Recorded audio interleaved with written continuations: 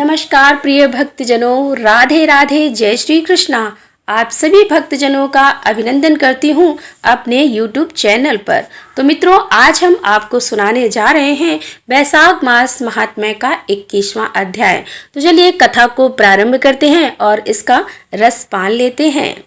श्रुतदेव जी मिथिलेश से कहने लगे, यह दृश्य देखकर ब्राह्मण शंख और शिकारी को बड़ा ही आश्चर्य हुआ। तब शंख ने उस नाग काया को त्याग कर दिव्य शरीर धारण करने वाले से पूछा कि हे सौम्य, तुम कौन हो और तुम्हारी यह स्थिति किस प्रकार हो गई है? किस प्रकार अकस्मात आपको मुक्ति प्राप्त हुई है? कृपया यह सारा वृतांत विस्तार से हम सबके सामने कहिए। जब शंख ने उससे इस प्रकार का निवेदन किया तो वह दंडवत प्रणाम कर और श्रद्धा सहित हाथ जोड़कर निवेदन करने लगा। इस सर्प योनि से पहले मैं प्रयागराज में ब्राह्मण था। मैं बड़ा ही बकवादी स्वभाव का था, अर्थात हमेशा बोलता रहता था। मैं रूपमान, यौवन से संपन्न और विद्या में संपन्न था।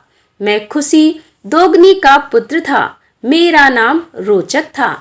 एक बार वैशाख मास में जयंत नाम का एक बड़ा धर्मात्मा और अनुरागी ब्राह्मण मेरे ही क्षेत्र में निवास करने वाले एक दूसरे पुण्य आत्मा ब्राह्मण को भगवान विष्णु को प्रिय वैशाख मास के धर्मों की कथा सुनाने लगा।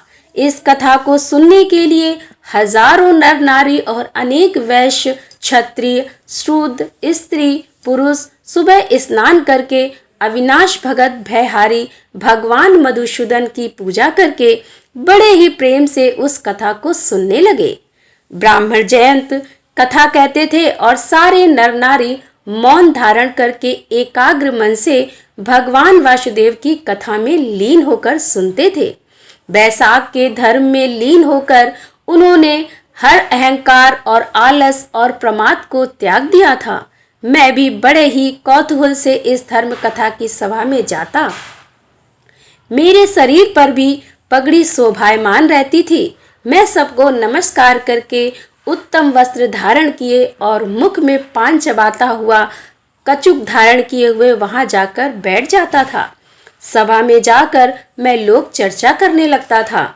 इस प्रकार मेरे वहां जाकर लोक चर्चा करने से वैशाख मास की पावन कथा में बाधा उत्पन्न होने लगी। मेरे इस मूर्खता भरे कार्यों के कारण मेरी मति भ्रष्ट हो गई और मेरी आयु कम हो गई। मैं सन्निपात रोग से ग्रसित हो गया और इसी रोग के कारण मेरी मृत्यु हो गई। यमदूत मुझे पकड़कर भयानक नरक में ले गए। वहां 14 मनवंतर तक मैं अनेकों प्रकार के दुख भोगता रहा। इसके बाद मैंने 84 लाख योनियों में जन्म लेकर अनेक और दुख झेले। इसके बाद मैं सर्प योनि को प्राप्त करके इस पेड़ के कोटर में आकर निवास करने लगा। ना जाने किस दैवी प्रेरणा से आज आपके श्री मुख से निकली यह अमृत स्वरूप वैशाख मास महात्म्य की कथा अपनी आंखों से द्वारा सुनकर मैं धन्य हो गया और मेरे सारे पाप नष्ट होकर पूरी तरह से निष्पाप हो गए। हे दयालु विप्र, मुझे नहीं पता कि ऐसा किस कारण हुआ। मैंने तो कभी आपका उपकार नहीं किया, लेकिन पता नहीं मेरे किस पुण्य के कारण आज मुझे यह सौभाग्य प्राप्त हुआ है। प्रभु, आज आप मुझे इतना तो अनुग्रहित कर ही चुके हैं कि अब यह कृपा और करें कि मेरी अंतर आत्मा हमेशा धर्म का पालन करे और मैं हमेशा निष्कलुष हूँ और मुझे उत्तम गति और विष्णु भगवान की अनन्य भक्ति प्राप्त हो। इस प्रकार अनेक और नीतियों से उनकी स्तुति करके हाथ जोड़कर वह ब्राह्मण संघ के सम्मुख खड़ा रहा। तब धर्मात्मा ब्राह्मण संघ उसके प्रति प्रेम भाव से भरकर भाव विभोर हो गए। उन्होंने बाहें फैलाकर उसका आलिंगन कर लिया।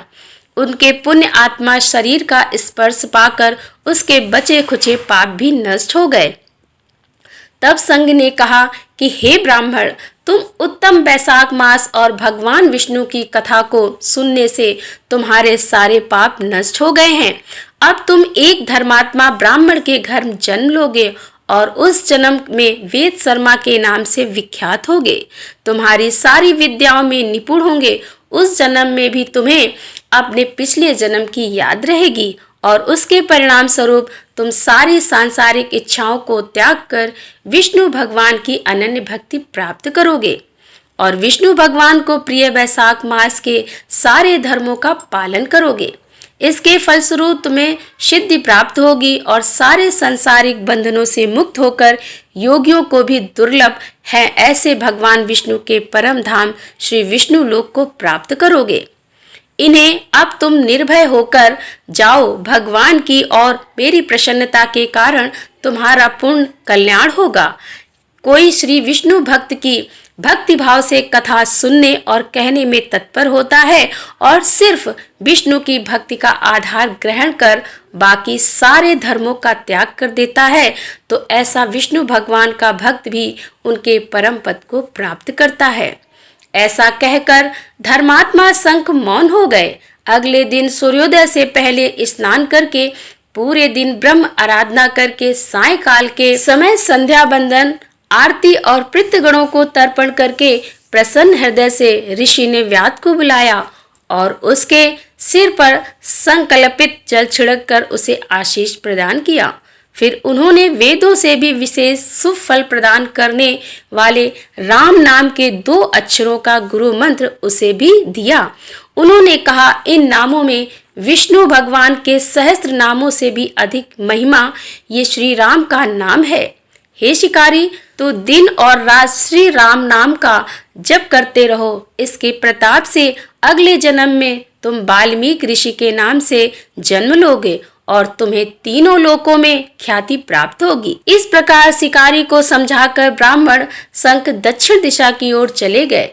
शिकारी ने भी अनेकों बार उनकी परिक्रमा की और दंडवत प्रणाम करके कुछ दूर तक उनके साथ गया। फिर उनके वियोग में विलाप करने लगा। कुछ समय बाद चित्र थोड़ा स्थिर होने पर वह ब्राह्मण शंख के बताए हुए कर्तव्यों का पालन करने लगा। उसने वन के उस भाग को अच्छी तरह साफ करके उस जगह प्याऊ लगा दी। उस भाग से गुजरने वाले थके हुए पथितों की सेवा करने लगा। जूता, छतरी, पंखा और चंदन इत्यादि से उनकी सेवा करता था। बालों की सैया बनाकर उन्हें शीतल और सुखद विश्राम की सुविधा प्रदान करता था। नियमित रूप से प्रातःकाल स्नान करके रात दिन राम नाम के जप में लीन रहता था। इस प्रकार वैशाख मास के धर्मों का पालन करते हुए राम नाम जपते हुए ही उसने अपना जीवन पूरा किया।